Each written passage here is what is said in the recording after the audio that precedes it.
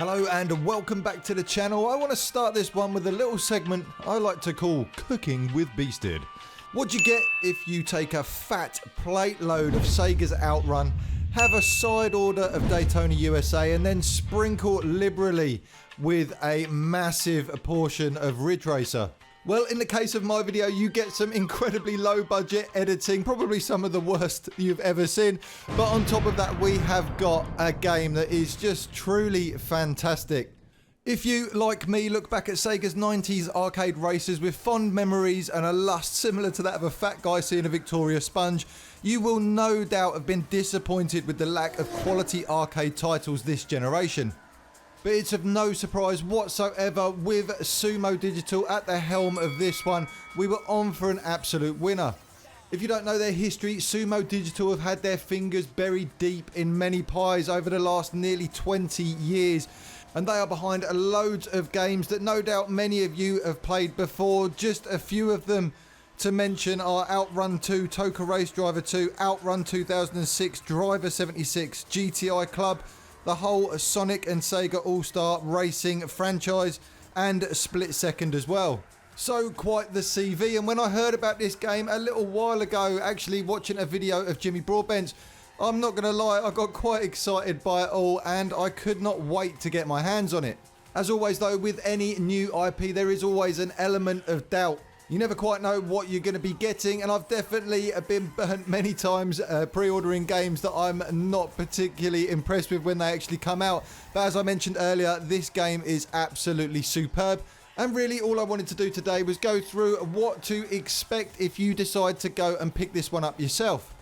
But very quickly before I do that, can you all just do me a huge favour? Just tap that subscribe button. It takes you a second, it costs you absolutely nothing, but it really would help my channel grow if you could just take the time to do that. And while you're there, why not hit that notification bell so you know exactly when I upload my next video. Okay, so what have we actually got here? Well, it's an incredibly slick arcade racer. From the outset, it feels like you've been transported back to a 90s arcade. It's almost like you can feel the chewing gum underneath your shoes. The first thing you'll notice is the super bright Sega polygon visuals, which have just been created with such a passion, and you can just tell the amount of detail that has gone into this game. I know it's nothing new, and we actually see this a great deal these days, but you can just tell how polished this is compared to a lot of other games that have tried to imitate this kind of style in the past, but here with Hotshot Racing they've got it bang on. The same is true of the audio as well, from the 8-bit music to the cheesy menu voiceovers, Hotshot Racing, and all the way to the driver one-liners. Everything that is being done here is harking back to an era of games that seems to be becoming slowly lost amidst a sea of simulators. But let's get straight to the point here. If a game has great visuals, great audio, it doesn't really matter. If it doesn't play well, you're not going to want to play it. But again, this game is just excelling in all areas. The reason I mentioned the 3 games at the beginning of this video, Daytona USA, Outrun and Ridge Racer, is because you really can draw from all 3 of those and get a feeling of exactly what you're going to get from this game if you've played any of those in the past. When we're talking visuals, definitely the bright skies of Daytona is where the inspiration has come from for this game. But when we're talking gameplay, think back to Ridge Racer, think back to Outrun. If you remember, you had a system where you would just tap the brake and the car would start to lose the back end and you could drift around really tight corners. And that's ultimately the aim of the game here, and it is a system that is tried and tested. It's something we don't see too much these days, but it works so well, and as soon as you get behind the wheel, it takes you 5 minutes and you can feel like an absolute god getting around some of the tightest hairpins you've ever attempted to go round. So the main body of the game will see you racing against opponents, unsurprisingly enough, but the way that you actually get boost, which is really essential within this game, is to either drift or to draft your opponents. As you do either of those 2 things, you'll see a green meter down in the bottom right of your screen filling up, and that is giving you that beautiful boost that you're going to need. And it won't take you too long to realise just how important that boost is, because there is a lot of catch up on display here. Your opponents will be right behind you the entire time if they're not already in front of you, and when they are in front of you, you'll catch them nice and easily. But it's just keeping everyone together so that the race is exciting start to finish. It's a mechanic that not a lot of people really enjoy that much, including myself. You look back at things like Need for Speed Underground, it was a nightmare with the catch-up there. You'd be so close to getting a victory and a car would just shoot past you at the last second. But I have to say, with Hotshots, I really think it adds to the game quite a lot. It works really well. It never feels unfair. And to be honest with you, it's nice having those opponents right beside you, bashing the car out of the way. It just adds to the excitement. So, moving on from that then, we know the game looks great, it sounds great, and it plays even better as well. But what content are you actually going to get for your money? Well, to start with, you've got 16 tracks here on offer. Well, I say that 32 if you include their mirrored counterparts. They're set across 4 different locations, which will see you racing around bays, Nevada-style areas of desert. There's also snow-topped mountains and even a jungle setting as well. Each of the tracks has its own unique design, and the level of detail here is just like everything else in the game. It's all been beautifully created.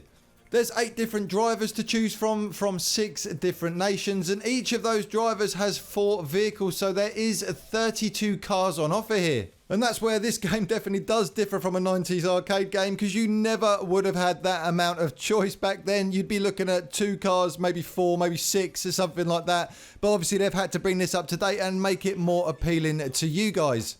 On top of that, each of the 4 cars for each of the drivers is set out into different categories. There's balanced, acceleration, speed and drift.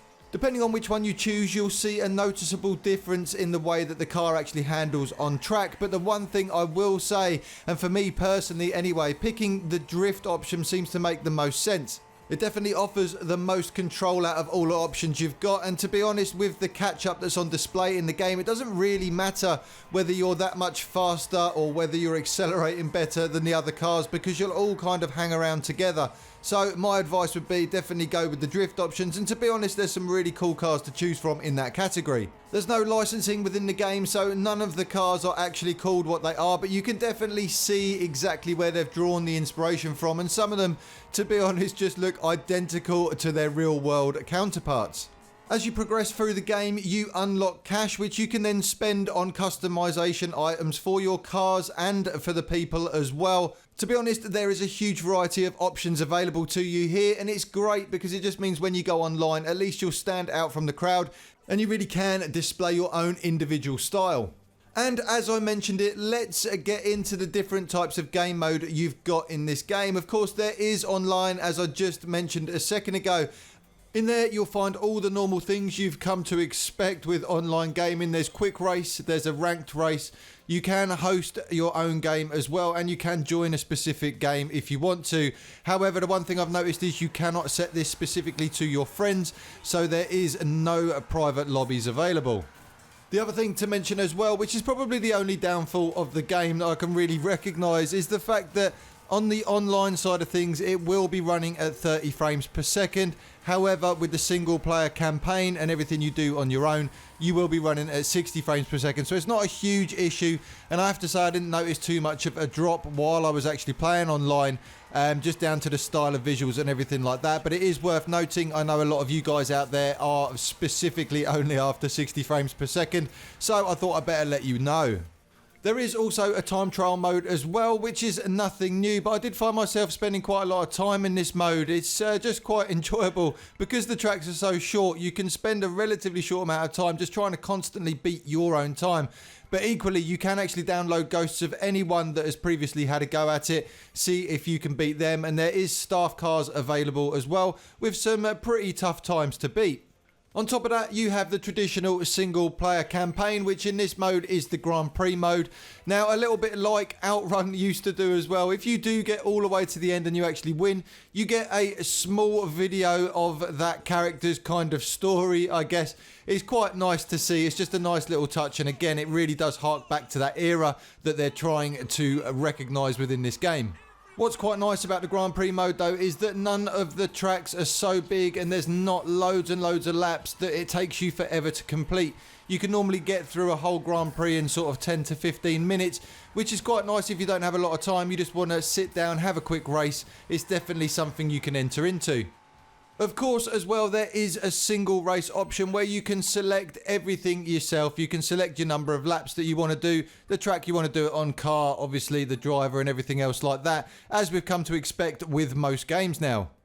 And that's it. That's what you're getting for your money, which is actually quite a tidy little package. Particularly when you take into account the fact that it's not the most expensive of games. Here in the UK, it's around £15. If you got it when it was first launched, you could pick it up for around the £12 mark. But when you take into account the amount of polish here, the amount of love that has been put into this game, I think that's an absolute bargain. And a lot of the content, if you do want to unlock absolutely everything, is going to take you a long time. A lot of it is obtained from doing challenges within the game. So there is a load of reasons to come back and just keep playing it over and over again. But far more importantly than that is the fact that we've actually got a true arcade racer, something that feels like it belongs many years ago, but it's a new IP. It's a completely new thing. It's not a remake, which is all we ever seem to get, which isn't an issue. There's lots of games that I would love to see remade. I'm still waiting desperately for an original Sega Rally remake. I'd absolutely love that as long as it handled like that original game. But after an entire console generation that really has been dominated by sim racers, it's just nice to see someone has the talent out there to make a game feel like a nostalgic arcade racer. And honestly, I take my hats off to you. You've done a fantastic job. So I'll go back to my original statement. If you, like me, look back with fond memories at Sega's 90s arcade racers, then you really do owe it to yourself to just go and pick this one up. Give it a go. See what you think. I don't think you'll be disappointed, and this one really did surprise me more than I was expecting. But that's enough of my opinions. How about your thoughts? Let me know down below in the comment section if you've picked this one up, if you're enjoying it, if it's something that really it doesn't get you going at all. Anything would be welcome. I'd just love to hear your thoughts down below.